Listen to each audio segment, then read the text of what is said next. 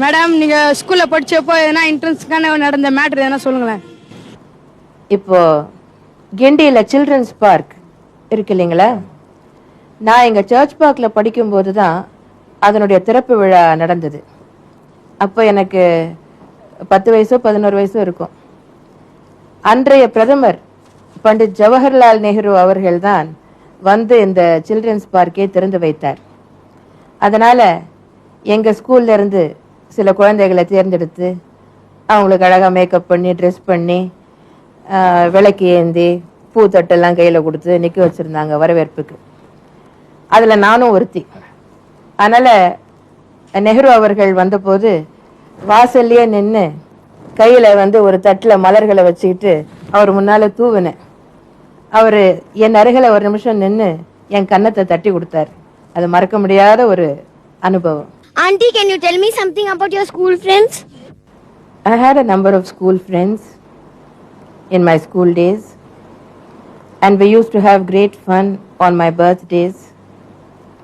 When my mother used to give a birthday party for me, I used to bring all my friends home from school.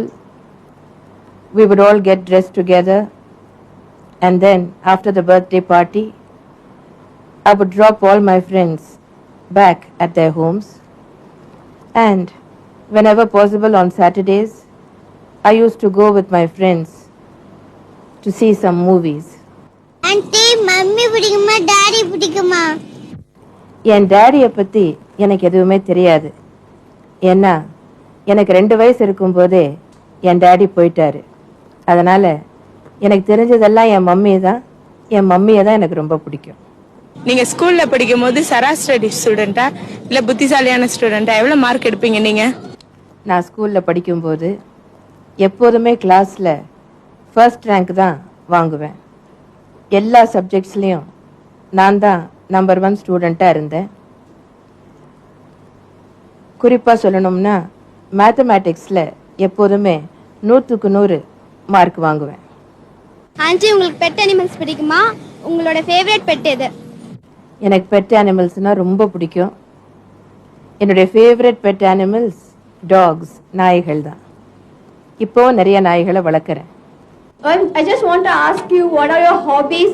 What do you do during your holidays in the school time?